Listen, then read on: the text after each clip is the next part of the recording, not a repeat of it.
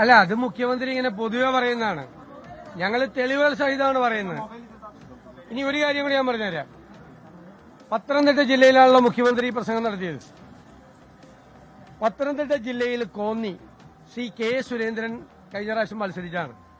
32,000-ലധികം vote K Surendran പിടിച്ച സീറ്റില് ഇപ്രാവശ്യം അത് BDJS കൊടുത്തു. ശരിയാണോ? റാന്നി ശബരിമല ഇരിക്കുന്ന സീറ്റാണ്.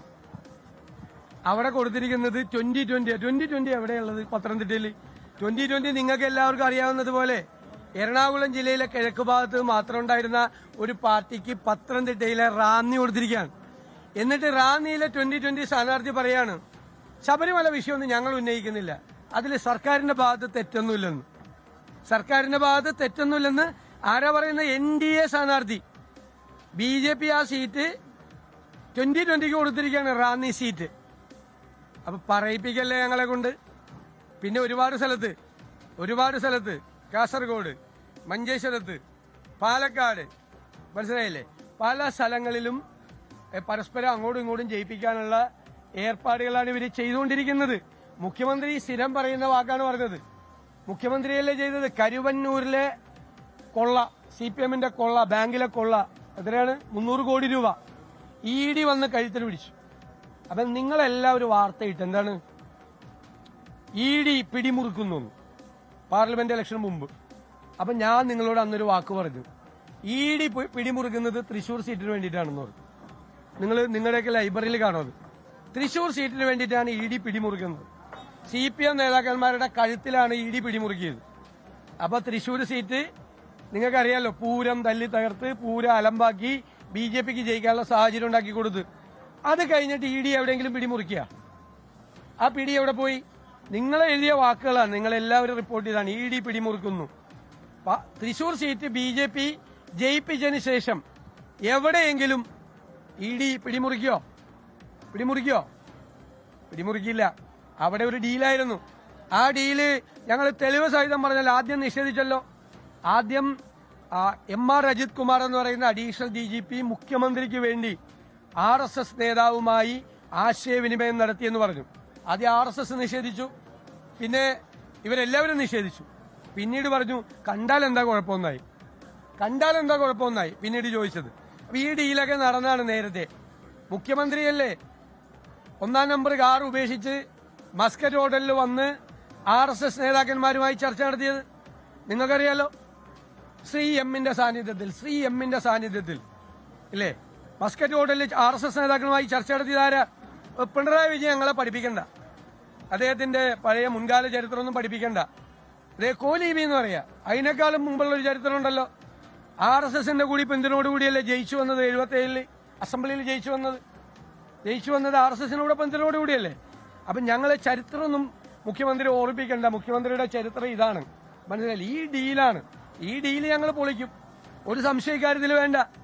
ഈ ഡീല് ഞങ്ങൾ പൊളിക്കും. കാരണം കേരളം ഈ തെരഞ്ഞെടുപ്പിൽ 2 കാര്യമാണ് തെളിയിക്കാൻ പോണത്. ഒന്ന്, ഈ 10 വർഷത്തെ ദുർഭരണത്തിന് അന്ത്യം കുറിക്കും. 2, കേരളം മതേതര കേരളമാണ് എന്ന് ഈ കേരളത്തിലെ ജനങ്ങൾ ഉറക്കെ ഈ രാജ്യത്തോട് വിളിച്ചു പറയും. ഇത് രണ്ടുമാണ് ഈ തെരഞ്ഞെടുപ്പിൽ നടക്കാൻ പോണത്. അതുകൊണ്ട് നിങ്ങളുടെ ഒരു ഡീലും നടക്കൂല. ഈ പ്രതിപക്ഷം പറയുന്ന ഡീലുള്ള 10 മണ്ഡലങ്ങൾ ഏതൊക്കെയാണ്? അല്ലല്ല, ഇപ്പൊ നിങ്ങളോട് ഞാൻ കുറെ സീറ്റ് പറഞ്ഞില്ലേ? ഞാൻ ഇന്നലെ പറഞ്ഞില്ലല്ലോ. ഇന്നലെ പാലക്കാട് മാത്രമല്ലേ പറഞ്ഞുള്ളൂ. ഇപ്പൊ കാസർഗോഡ് പറഞ്ഞു ഇല്ലേ, മഞ്ചേശ്വരം പറഞ്ഞു, റാന്നി പറഞ്ഞു, കോന്നി പറഞ്ഞു. എത്തിയില്ലേ ഇപ്പൊ അത്രയും? ബാക്കി പറയാം. ഇനിയും കുറെ ഇവര് തമ്മിൽ രഹസ്യമായി നടത്തിയിരിക്കുന്ന ഡീലുകളെ കുറിച്ച് ഇനിയും പറഞ്ഞുതരാം. ബാക്കി കാര്യങ്ങൾ കൂടി. എവിടെ? അതൊന്നും അല്ലല്ലോ അവിടെ നടന്നിരിക്കുന്ന. എന്താണെന്നറിയാൻ പാടില്ലേ? അവിടെ നടന്നിരിക്കുന്നത് മുഴുവൻ CPM-ന്റെ കോട്ടകളിലല്ലേ വോട്ട് പോയത്. വോട്ടല്ല, അത് CPM-ന്റെ കോട്ടകളിലാണ് വോട്ട് കംപ്ലീറ്റ് പോയിരിക്കുന്നത്. നിങ്ങൾക്ക് കംപ്ലീറ്റ് ആയിട്ട് അറിയാലോ, അവിടുത്തെ കാര്യങ്ങൾ അറിയാലോ. അത് ഞങ്ങളെ വോട്ടല്ലല്ലോ പോയിരിക്കുന്നത്. അതെന്താണെന്നറിയാം? അത് ഈ BJP-യുമായി മത്സരിക്കുന്ന സമയത്ത് ഈ മൈനോറിറ്റി വോട്ടുകൾ BJP-യെ തോൽപ്പിക്കാൻ സാധ്യതയുള്ള സ്ഥാനാർത്ഥിക്ക് പോകും. അത് സുനിൽകുമാറിന് പോയിട്ടുണ്ട്. നിങ്ങള് ഈ ബീച്ച് സൈഡിലുള്ള വോട്ടുകൾ ഞങ്ങൾ ഓരോ ബൂത്തും പരിശോധിച്ചാണ്. അത് സുനിൽകുമാറിനാണ് പോയത്. എന്നിട്ട് സുനിൽകുമാർ ജയിച്ചില്ല. ഞങ്ങൾക്ക് പരമ്പരാഗതമായി കിട്ടിക്കൊണ്ടിരിക്കുന്ന വോട്ടുകളും മറ്റ് പാർലമെന്റ് കോൺസ്റ്റിറ്റ്യുവൻസിയിലും ഞങ്ങൾക്ക് കിട്ടിക്കൊണ്ടിരിക്കുന്ന വോട്ടുകൾ ഞങ്ങൾക്ക് നഷ്ടപ്പെട്ടിട്ടുണ്ട് അവിടെ തൃശ്ശൂരിൽ. കാരണം എന്ന് വെച്ച് കഴിഞ്ഞാൽ BJPയുമായിട്ടുള്ള മത്സരം വന്നു കഴിഞ്ഞപ്പോൾ LDF സ്ഥാനാർത്ഥിക്ക് മുൻതൂക്കം വന്നു. അപ്പോൾ LDF സ്ഥാനാർത്ഥി ഇപ്പോൾ നേമത്ത് കഴിഞ്ഞ പ്രാവശ്യം മത്സരം വന്നപ്പോൾ മൈനോറിറ്റി വോട്ട് K മുരളീധരനാണ് കിട്ടേണ്ടിയിരുന്നത്. പക്ഷേ ജയിക്കാൻ സാധ്യത V ശിവൻകുട്ടിയാണെന്ന് കണ്ടു കഴിഞ്ഞപ്പോൾ ആ വോട്ടുകൾ BJP വിരുദ്ധ വോട്ടുകൾ, ഞാൻ മൈനോറിറ്റി വോട്ടൊന്നല്ല, BJP വിരുദ്ധ വോട്ടുകൾ പോയത് ശിവൻകുട്ടിക്ക് പോയി. ഞങ്ങൾ കൂടി കിട്ടേണ്ട വോട്ട് ശിവൻകുട്ടിക്ക് പോയി. അത് നാച്ചുറലാണ്. നേമത്ത് ഇത്തവണ എങ്ങനെയായിരിക്കും ഈ പറയുന്ന വോട്ട് മുരളീധരൻ മത്സരിച്ചതിനേക്കാൾ കൂടുമോ? അല്ല, ഞങ്ങളും BJPയുമായി ഡയറക്റ്റ് മത്സരം വരും ഇപ്രാവശ്യം. അതേപോലെ തന്നെ മുഖ്യമന്ത്രി കഴിഞ്ഞ ദിവസങ്ങളിലൊക്കെ ഇന്റർവ്യൂ ഒക്കെ ശ്രദ്ധിച്ചിരുന്നു, മാധ്യമങ്ങൾക്കെല്ലാം ഇന്റർവ്യൂ കൊടുക്കുന്നുണ്ടായിരുന്നു, അങ്ങനെ ശ്രദ്ധയിൽപ്പെട്ടിരുന്നു. അതൊക്കെ കണ്ടിരുന്നല്ലോ, ഇന്റർവ്യൂ ഒക്കെ കണ്ടിരുന്നു. എല്ലാത്തിനും മറുപടിയും പറഞ്ഞിട്ടുണ്ട്. മുഖ്യമന്ത്രി പറഞ്ഞ എല്ലാ കാര്യങ്ങൾക്കും നമ്മൾ കൃത്യമായും മറുപടി പറഞ്ഞിട്ടുണ്ട്. ലോകത്തെവിടെയായാലും ഏത് സമയത്തും 24 വാർത്തകളും ഓഗ്മെന്റഡ് റിയാലിറ്റി പാക്കേജുകളും എക്സ്പ്ലെയിനറുകളും വിശദമായി കാണാൻ ഞങ്ങളുടെ യൂട്യൂബ് ചാനൽ നിങ്ങൾക്ക് സബ്സ്ക്രൈബ് ചെയ്യാം.